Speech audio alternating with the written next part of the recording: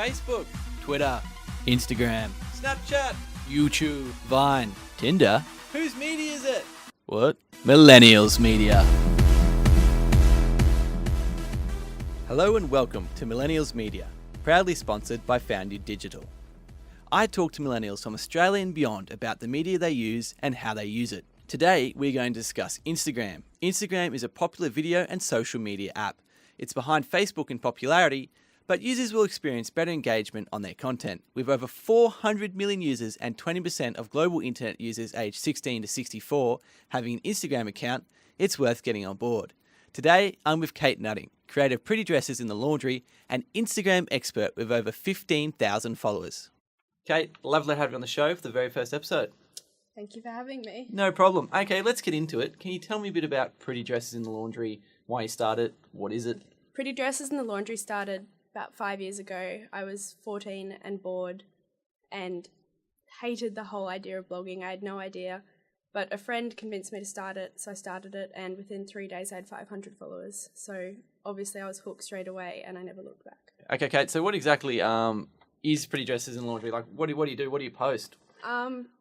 It's basically just a collection of everything from lifestyle to beauty to fashion posts, just pretty much whatever's happening in my life.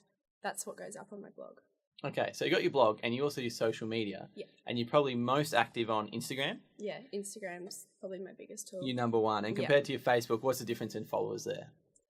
A lot. Facebook, I think I have just over 2,000 likes, whereas on Instagram I've got, over 15,000. Yeah. Okay. And why do you think why did you choose Instagram?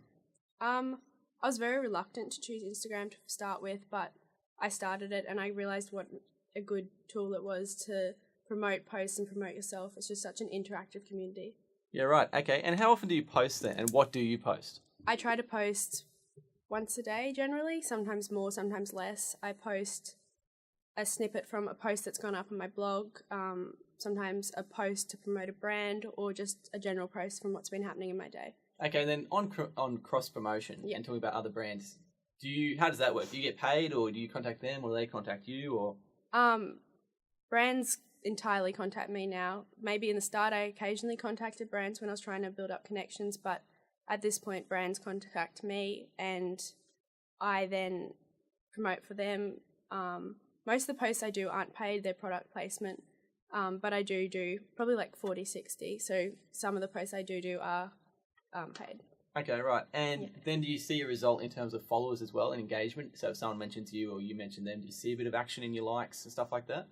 Well, definitely the brand I'm promoting sees the action because they're getting tagged and saying, go look at this. I don't necessarily so much see the action back unless they then, share me as well.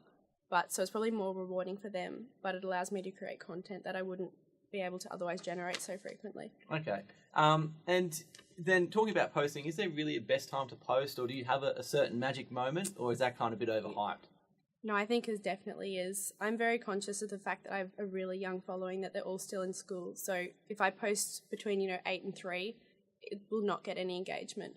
So I try to post between, say, like 4 and 8 when they're home from school and they're bored. And that's when I find works best for me. Okay, so you said you posted once a day, so you've got a lot of content to push out. Do you have a content schedule? Like, what you're posting in advance a little bit, or? When I'm particularly busy, I have it mapped out for weeks. I have them drafted, ready to go. Other than that, I just have a vague, mental plan of what I will do, of the order of things I will post. But other than that, I generally just go with whatever I've got to post at the time. Okay, and can you explain hashtags and how you use them? A hashtag is kind of like a search term. So you'll tag your post with, shoes if there's shoes in it. And then when a person searches shoes, your post will come up. I don't really use them just because I built up my Instagram following from my blog, so I never had to put in that work of allowing people to search for me. I think it's a good idea and I probably should get into it, but at this stage my following is more organic, so I don't bother. Okay, then how do your followers interact with you? Do they like, they comment? How's it work? Predominantly likes and comments. Occasionally through the Instagram DM function I'll get messages, but generally it's just likes and comments. And when you get those likes and comments, do you comment back to every single person, or what's your strategy there? If it's a question, I always comment back, or if it's someone that frequently comments that I've engaged with, I'll comment back. But other than that, it just gets too much to comment back to every comment that's not a question, it's just a statement. Okay. And do you use any analytics tools to track your stats and interactions or anything, or just kind of eyeball it, or? For my blog, I definitely use analytics. For Instagram, I do, but not so much. I check on it maybe once a month. Other than that, I just know personally what works for me and what time will work, and can see the reaction that people have to certain posts. Okay, and do you theme your content around certain events? Like say we just had Melbourne Cup Day, would you do a Melbourne Cup thing or Christmas thing, or? Definitely. I haven't so much this year, but in the past for Halloween, Christmas, Melbourne Cup, like everything I could think of, I did a post because it's such a good way to generate unique content that's really relatable. Okay, and when you take an Instagram photo, you have the ability to post the photo to Facebook. Yeah. Do that as well? Do you see that work, or? Yeah, I do. I share straight to Facebook from Instagram just because it means the content can be pushed across multiple platforms and get more exposure. A lot of people, I think, view it as a lazy way of content creation, so I think as long as you're maintaining both platforms, then it's an okay thing to do. Okay, and moving on to Instagram in general, who do you think are the main users of Instagram, maybe in Australia? Yeah. I think the bulk is probably teenage girls. But then again, I think it's a very varied platform. I mean, my grandmother uses Instagram. I think because it's such a visual medium and you can share whatever you want, it's open for everyone. Okay, and why do you think, so many people use it, and why do you think girls use it? Like your audience, you said before there. I think because it's such an interactive community and it's so networked and you can find anything on there. And I think so many girls use it for, like online shopping and all that sort of thing, because it's given brands that never used to have any exposure a platform to share their content and, connect with these young girls. And what kind of businesses or industries would you see using Instagram when you use it? Pretty much everything. I mean, the emphasis is probably on online stores and brands and that sort of stuff that's so much more visual. But then if you actually search deep enough, you'll find everything from, like tires to everything. I think Instagram, there's so many niche networks on there, it's pretty much open to everyone.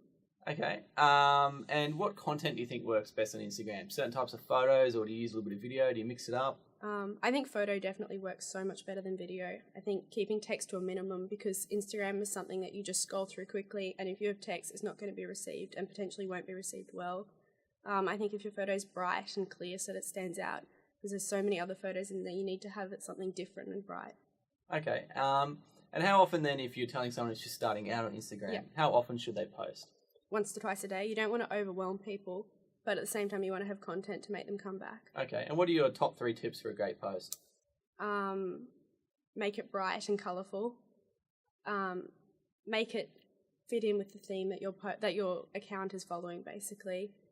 And make it relatable. Right. And how do you get more followers if people are really keen to see their follower count lift?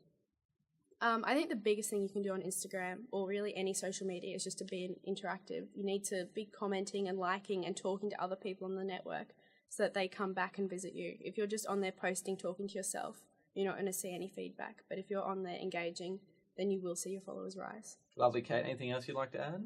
I don't think so, unless there's something you want me to add. Nah, nothing I want you to add. That's awesome. You're really good. Thanks for listening. If you'd like your own social media expert at your workplace, or to learn more about social media marketing, get in touch and visit foundU.com.au/digital.